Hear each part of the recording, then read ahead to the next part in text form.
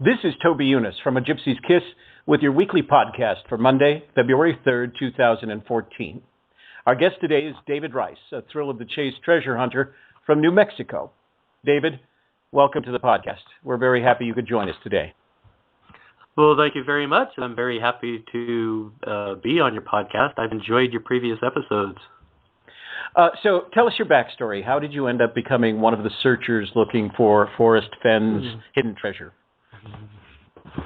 Well, Forrest and I have a common friend, Douglas, and Doug was having a book signing with Forrest Fenn was there. He was signing his book, Thrill of the Chase, and Mike McGarrity was also there signing his book.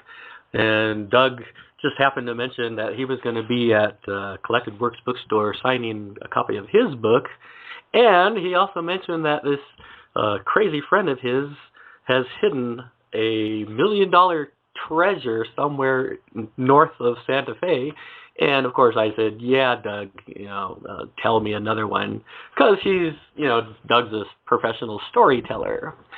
But I went along anyways, and I sat and listened to the presentation, and Doug just kept on talking, and Mike kept on talking, and I'm just sitting there waiting for Mr. Fenn. Come on, Mr. Fenn, tell us about your treasure. And finally he did. And the story that Mr. Fenn told was very intriguing. At the time, this is November 2012 or 2011. Looking at him talking and speaking with him afterwards, completely delusional, and he just believes that he had this treasure that he hid, or he really did. And so I talked to Mr. Preston afterwards, and Doug said, David, I've seen the treasure, I've held the treasure. And Doug wouldn't lie about that, so I became convinced that it actually exists and that it is actually out there and it is there for people to find. And I couldn't afford Mr. Fenn's book at the time, so I just, grabbed a copy off the shelf and raced to the poem, and I read the poem, and I said to myself, I know where this treasure is. It seems so obvious to me at the time. And so I rushed over to Doug, and I was going to say, Doug, I know where this treasure is. But he was busy. And I'm glad I didn't tell him that at the time, because it turned out I was, of course, wrong. Isn't it funny how many of us, as upon our initial reading of the poem, actually know exactly where the treasure is. And, of course, we wonder why everyone who had preceded us hasn't been able to find it, because it's so obvious to us. I noticed that a lot of the people that I have talked with face-to-face and also chatted on the internet, convinced that they know where it is, and they've known for a long time where it is. And in many cases, including my own, I have to admit, it seems so obvious when I first read the poem. I just said, well, I know where that is. By golly, I'm going to go get it. And I've talked to at least 15 people face-to-face, and they've all said the same thing. When you first started your search for the treasure, what did you envision? Oh, well, the first thing I did not envision was fabulous, fabulous wealth, oddly enough. That kind of came later, when I actually thought maybe I have a chance to find the treasure chest. But my first thought was, I want to find this chest just to find the chest. It didn't really matter to me if I even owned the chest. I just wanted to find it. The glory and later, thoughts of fame, maybe. I don't know at the time what I was thinking. It never actually occurred to me, if I do find it, then what? Do I keep it? Do I leave it? The thrill to me was the finding of the chest and not the actual ownership of it. I still don't know what I would do when I find it. So what do you think of Forrest Fenn and what he's done with the thrill of the chase? Oh, good grief. Well, Mr. Fenn is kind of like in an entire class of himself. It's like a category of one. And it's really hard to know a person, anything that I could say, what do I think of Mr. Fenn, would fall probably far short of the actual person. I know that he is hyper intelligent, very witty, and he's also very sharp in a clever way. And when I talk with him, when he's talking to other people, I can see in his eyes, and I can just see his brain just, firing on 12 cylinders, and he is extremely bright. And one of the reasons that I think his thrill of the chase and his treasure hunt is doing so well, there must be tens of thousands of people looking for that, is his wit and his charm and his sociable personality. And it's amazing when I talk to people face to face and when I chat with them online. You get all of these disparate types of people. You get people from the inner cities who, they've never been out in the forest before. In a couple places, I've talked to people who've never left the city that they were born in, and now they're going out looking for treasure. And Mr. Fenn's baby, as you were, his chest that he's set up to hunt, he's bringing all of these different kinds of people together. And I don't know if that was one of his goals, but there's a companionship, a camaraderie. There's still fierce competition, and nobody's actually offering much help on what their solutions of the clues is. But you see a lot of people getting together and talking to each other. And I think Mr. Fenn, part of his goal, or part of what he was hoping for, was people doing that, just besides, getting people off of their butts and going out into the forest. So I think Mr. Fenn has much kudos for that as well. And, of course, getting people off of their butts. So, to you, what is the most intriguing aspect of the treasure hunt? What I find fascinating, not just intriguing, but at times astonishing, is the human behavior involved in the people looking for this treasure. I don't usually go out among my fellow human beings a lot, so I don't interact very much with people in the past 15, 20 years. But when I get together with the treasure hunters, I can kind of get in their heads and see what their solutions to the poem and the clues are. And some of their solutions are just astounding to me. It's just astonishing what mental gymnastics some of these people are going through. And I just find that fascinating, just fascinating. Not just people are throwing numerology at it. They're throwing astronomy and astrology at it. They're throwing ciphers. Maybe, they think maybe the words are actually a cipher, so they assign a number to a letter, and then they count up how many letters there are, how many A's, how many B's. And I noticed that a lot of these people, they're putting so clever and so convoluted and overthought solutions to the poem. I've actually seen somebody derive longitude and latitude from the poem itself. And as far as I recall, there's no numbers at all in the poem. But if you assign a number to the letters, and you count how many A's there are and how many B's there are, and you convert those into numbers, and this person reduced it to a latitude and longitude. And that behavior just fascinates me. What people can talk themselves into thinking and believing when there's $1 million treasure involved. David, what new characteristic have you learned about yourself since beginning your search? Oh, yeah, I thought about that. I thought about how I've changed in the past 2 years just by searching for this treasure and thinking about it and not just thinking where it is, but what I would personally do with the chest once I find it, how I would change, if I would change. And it kind of startled me to find that there is indeed a quite strong current of greed in me.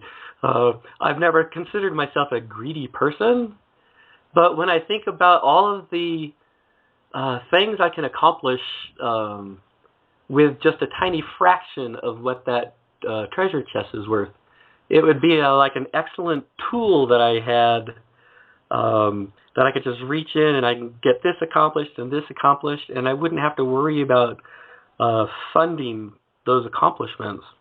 And so, like I said, greed, oddly enough, I've never considered myself greed-driven, but I want to find this chest and, for example, pay off all my debts. So that was one thing that I didn't know was in me, because usually you don't think, well, I've never thought of, if I could get this fabulous treasure, my life would be a whole lot better. If that thought never occurred to me. But once I started thinking about this treasure chest, I started thinking of all the things that I could do with wealth like that. So I was kind of shocked when I found that about myself. Now that you've had, 2 years experience looking for the treasure, what would you have done differently? Yes, definitely. I have, I thought I would be clever. My solutions, I've had 3 different solutions, similar but different. And my first instinct was to rush out and take a shortcut and skip, like the first 2 poems and go straight to the middle of where I thought the region was. Instead of taking what I believe to be Mr. Fenn's route, which, in my opinion, he traveled from a point up north and then he traveled south. And I decided I would skip that part and travel cross-country from the east heading west and going into the area where I thought that he had hid the treasure. And it was a major mistake because it took a great deal more effort than what I believe the route Mr. Fenn took. So I would not skip anything. If a person has a solution to the poem and the clues, and he thinks or she thinks there's a faster, quicker, easier route, I believe it's not. I think Mr. Fenn took the most easiest and leisurely and safest route to where I believe he put the treasure chest. And my next hunt, I'm going to take the route that I believe he took. So you mentioned that if you had the treasure, you'd although you had a bit of Gordon Gecko overcome you, you would pay off some debt. What else would you do with the treasure if you found it? Well, that's what I've thought the least of. My goal is to actually find the chest, and I have really no idea, even if I want to keep the chest. My thought was, Mr. Fenn wants his beautiful bracelet back, so I would certainly return his bracelet. Doug Preston said he wanted the large gold nugget that's in the chest. There's a fist-sized gold nugget in there. So I thought I would give that to Doug.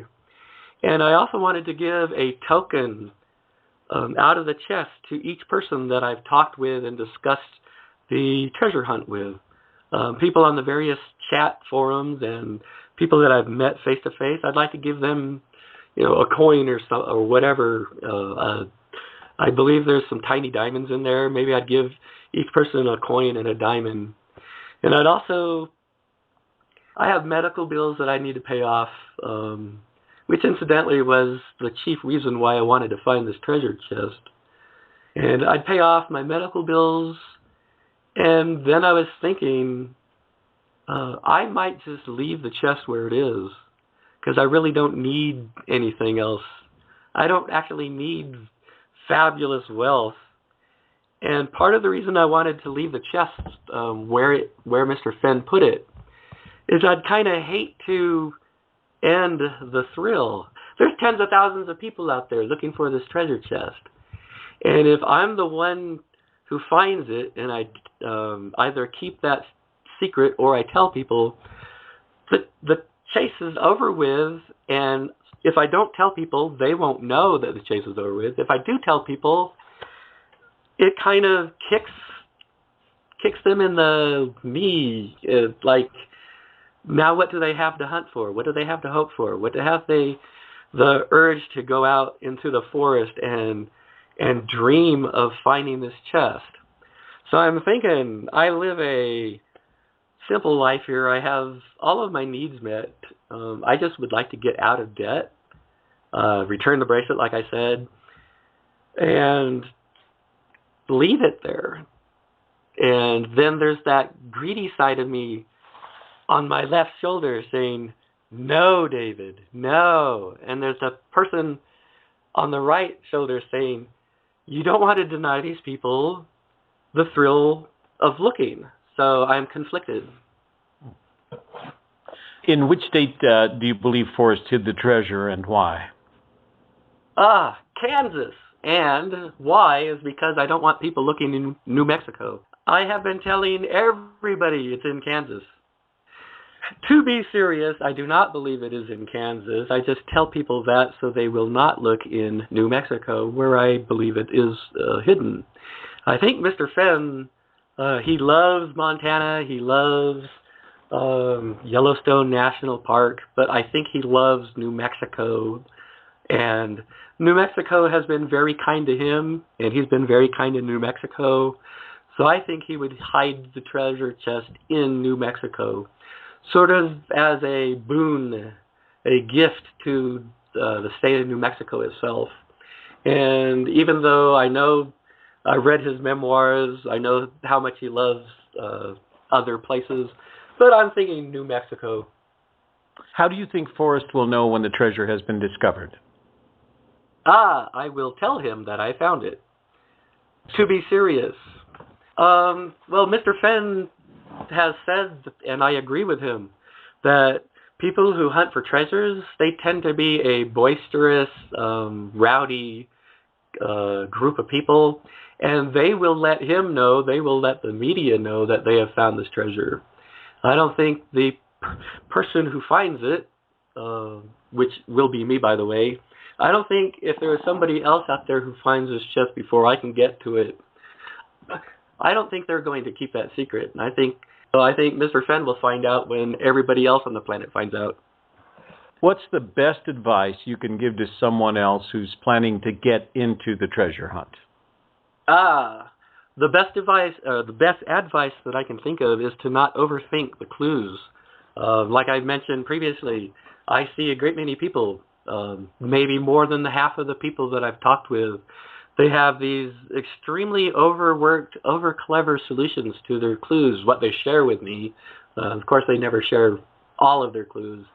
But I think that the solution to the clues is hyper obvious in the way, I don't mean obvious as in, you know exactly where it is, but I mean, it's obvious that what exactly Mr. Fenn wrote is exactly what he meant. There's no decoding, there's no hyper clever way of rethinking the words that he used, except maybe two, capital Brown and using the word wood instead of woods, plural. But my advice would be, don't overthink it. Take the poem exactly as it says. Don't go adding anything to it. Don't subtract anything to it. Don't do anything convoluted or clever. And I think also the solution to the first clues leads to the solution of all that follow.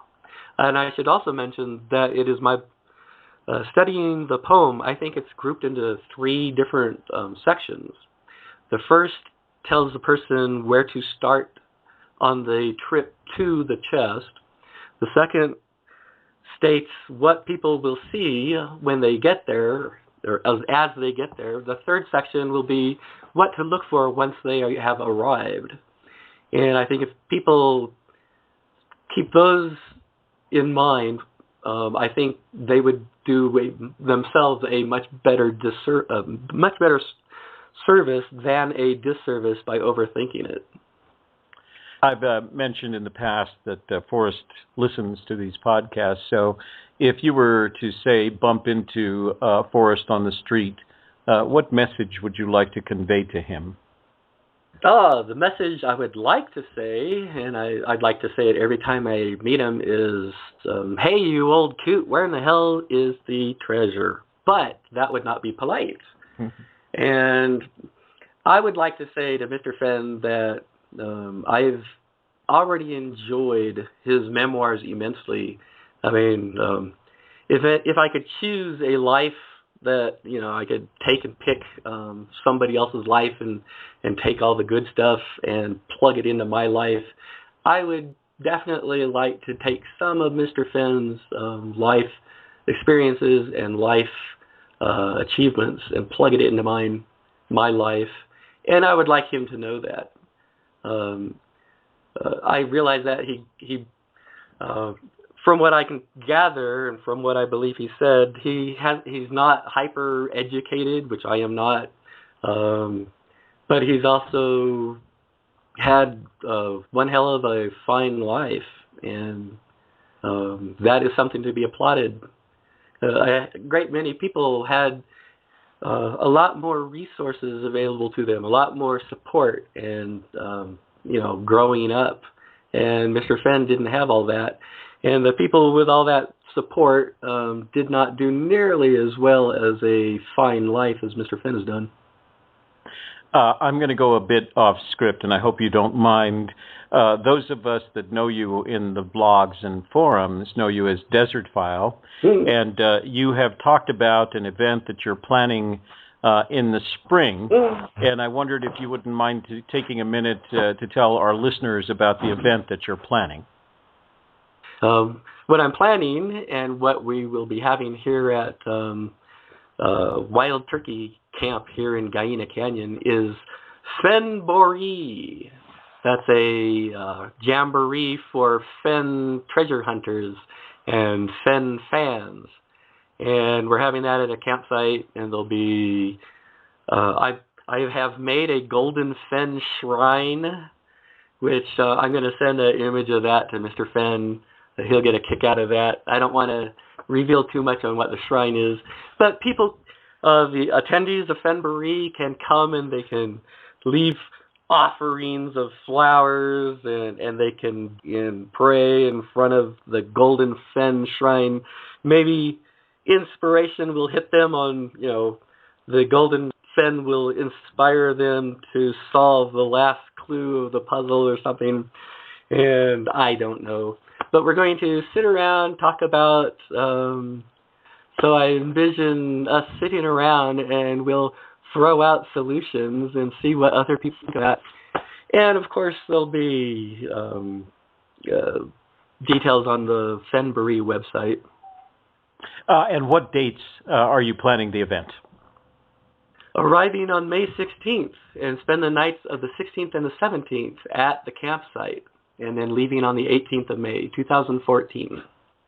David, where can people get more information about Fennboree? Indeed, people who are interested in Fennboree, either attending or just seeing what it is, can go to the website, fennboree.org. That's FENNBOREE.org. And there's a map of the campsite, and people can see what is available at that campsite. Hot showers, for example. There's directions on how to get there. And it also explains why we're having Fennboree, when we're having Fennboree, and what we will be doing when Fennboree occurs. And all the information people need is on that. I should also note that there's a limited number of people that the campsite can handle. How many people do you expect to host comfortably? Comfortably, I believe there's space for 15 people, generally 15 adults, or teenagers are also welcome, but they're also included. We set the limit at 15 because that's what the campsite can handle. There's currently 9 spaces available, but I know of 4 people who plan on attending, but they have not committed yet. So I'm leaving it open at 9 until the other people commit. David, thank you for joining our podcast today, and good luck in your search. Well, listeners, that wraps up this episode. Join us next week for another podcast from A Gypsy's Kiss.